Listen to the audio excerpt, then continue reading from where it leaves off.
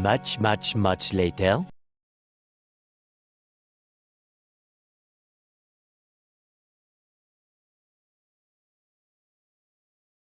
Was the American Civil War fought because of slavery? More than 150 years later, this remains a controversial question. Why? Because many people don't want to believe that the citizens of the southern states were willing to fight and die to preserve a morally repugnant institution. There has to be another reason, we are told. Well, there isn't. The evidence is clear and overwhelming. Slavery was, by a wide margin, the single most important cause of the Civil War, for both sides. Before the presidential election of 1860, a South Carolina newspaper warned that the issue before the country was the extinction of slavery, and called on all who were not prepared to surrender the institution to act. Shortly after Abraham Lincoln's victory, they did. The secession documents of every Southern state made clear, crystal clear, that they were leaving the Union in order to protect their peculiar institution of slavery, a phrase that at the time meant the thing special to them. The vote to secede was 169-0 in South Carolina, 166-7 in Texas, 84-15 in Mississippi. In no Southern state was the vote close. Alexander Stephens of Georgia, the Confederacy's vice president, clearly articulated the views of the South in March 1861. Our new government, he said, was founded on slavery. Its foundations are laid. Its cornerstone rests upon the great truth that the Negro is not equal to the white man, that slavery, submission to the superior race, is his natural and normal condition.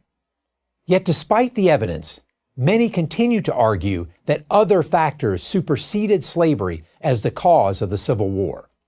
Some argue that the South only wanted to protect states' rights. But this raises an obvious question. The states' rights to what?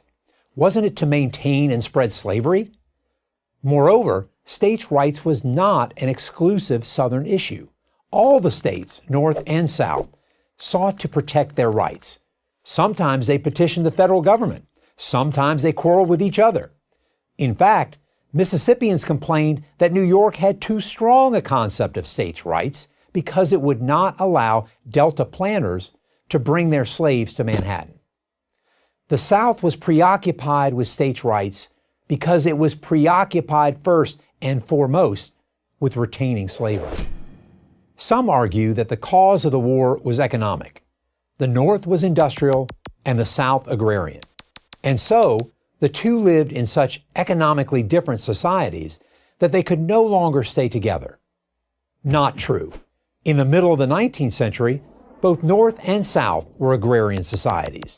In fact, the North produced far more food crops than did the South. But Northern farmers had to pay their farmhands, who were free to come and go as they pleased, while Southern plantation owners exploited slaves over whom they had total control. And it wasn't just plantation owners who supported slavery. The slave society was embraced by all classes in the South. The rich had multiple motivations for wanting to maintain slavery, but so did the poor, non-slaveholding whites. The peculiar institution ensured that they did not fall to the bottom rung of the social ladder. That's why another argument that the Civil War couldn't have been about slavery because so few people owned slaves has little merit. Finally, many have argued that President Abraham Lincoln fought the war to keep the Union together, not to end slavery. That was true at the outset of the war, but he did so with the clear knowledge that keeping the Union together meant either spreading slavery to all the states, an unacceptable solution, or vanquishing it altogether. In a famous campaign speech in 1858, Lincoln said, "A house divided against itself cannot stand." What was it that divided the country?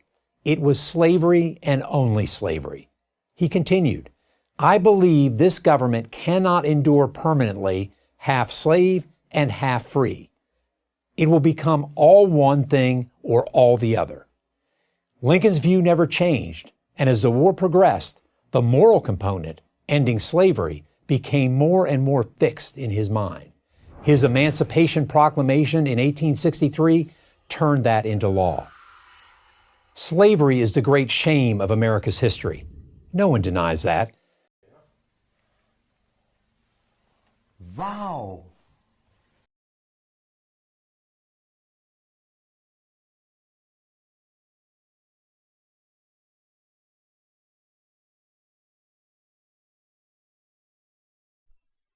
A joint congressional committee conducted an investigation of the Sand Creek Massacre and issued its report in 1864.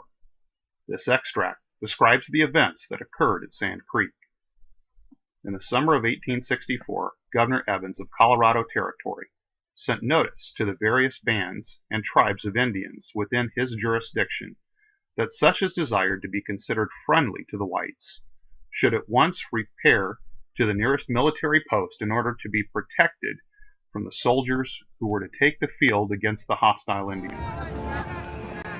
Upon observing the approach of the soldiers, Black Kettle, the head chief, ran up to the top of his lodge an American flag with a small white flag under it, as he had been advised to do in case he met with any troops on the prairies.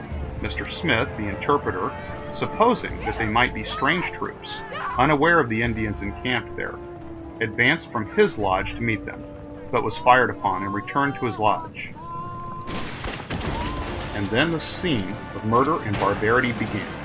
Men, women, and children were indiscriminately slaughtered. In a few minutes, all of the Indians were flying all over the plain in terror and confusion. A few who endeavored to hide themselves under the bank of the creek were surrounded and shot down in cold blood, offering a feeble resistance. From the sucking babe to the old warrior, all who were overtaken were deliberately murdered.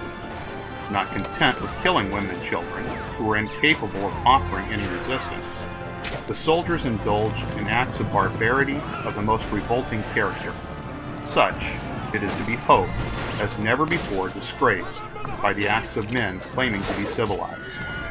No attempt was made by the officers to restrain the savage cruelty of the men under their command, but they stood by and witnessed these acts without one word of reproof, if they did not incite their commission. For more than 2 hours, the work of murder and barbarity continued until more than 100 dead bodies, 3/4 of them women and children, lay on the plain as evidence of the fiendish malignity and cruelty of the officers who had so sedulously and carefully plotted the massacre, and of the soldiers who had so faithfully acted out the spirit of their officers. It is true that there seems to have existed among the people inhabiting the region of the country a hostile feeling towards the Indians. Some of the Indians had committed acts of hostility towards the whites, but no effort seems to have been made by the authorities there to prevent these hostilities, other than by the commission of even worse acts.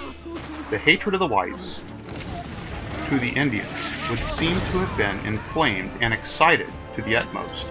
The bodies of persons killed at a great distance, whether by Indians or not, it is not certain, were brought to the capital of the territory and exposed to the public gaze for the purpose of inflaming still more already excited feeling of the people.